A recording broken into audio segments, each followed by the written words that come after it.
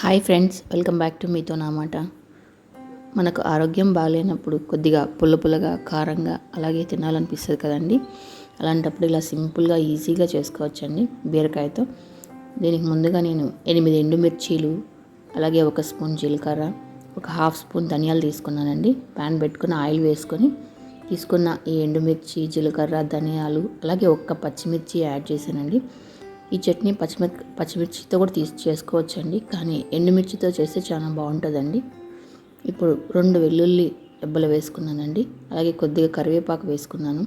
ఇవి బాగా ఫ్రై అయ్యాక ఇప్పుడు మనం 1 ఉల్లిపాయ ముక్కలు ఇలా కట్ చేసుకున్నానండి, పెద్దగా అవి వేసుకొని కొద్దిగా ఎర్రగా అయ్యే వరకు ఫ్రై చేసుకుంటున్నానండి.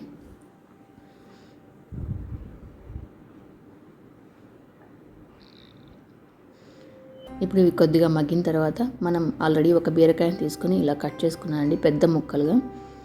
1/2 స్పూన్ పసుపు వేసుకున్నాను. బీరకాయ కొంచెం మగ్గే వరకు బాగా ఇలా మగ్గించుకున్నానండి. ఒకసారి చెక్ చేసుకొని ఇప్పుడు మనం టమాటా వేసుకుందామండి. టమాటా ముందు వేసుకుంటే బీరకాయ సరిగా మగ్గదండి, కాబట్టి బీరకాయ కొద్దిగా మగ్గిన తర్వాత నేను ఇలా 1 పెద్ద టమాటా వేసుకుంటున్నాను. చిన్నవైతే 2 తీసుకోండి.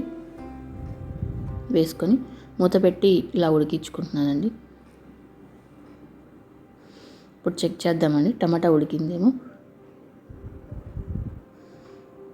ఒకసారి ఇలా కలిపి చెక్ చేస్తే టమాటా బాగా మెత్తగా ఉడికిపోయిందండి. ఇప్పుడు మనం దీనికి తగినంత చింతపండు తీసుకుందామండి.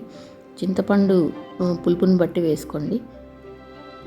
నేను దీనికి మాది కొద్దిగా పులుపు తక్కువ ఉందండి, కాబట్టి కొద్దిగా వేసానండి, కొంచెం ఎక్కువ వేసాను. తగినంత చింతపండు వేసుకొని స్టవ్ ఆపేసి ఇలా మూత పెడితే చింతపండు ఆ వేడికే ఉడికిపోద్దండి. ఇప్పుడు మనం మిక్సీ జార్ తీసుకొని కొన్ని పల్లీలు అండి వేరుశనగ గుండ్లు వేసుకున్నాను, వేయించినటువంటి.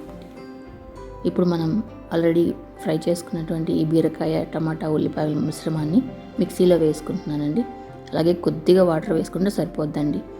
వేసుకొని ఇలా కొద్దిగా పెద్ద ఉప్పు వేసుకుంటున్నానండి, 1 స్పూన్ వేసుకొని మిక్సీ చేసుకున్నాను. అంతేనండి, ఎంతో టేస్టీ చట్నీ రెడీ అండి. ఇది రాగి ముద్దలోకి అయితే సూపర్గా ఉంటుందండి. ఒకసారి ఇలా ట్రై చేసి ఎలా వచ్చిందో నాకు కామెంట్ చేయండి.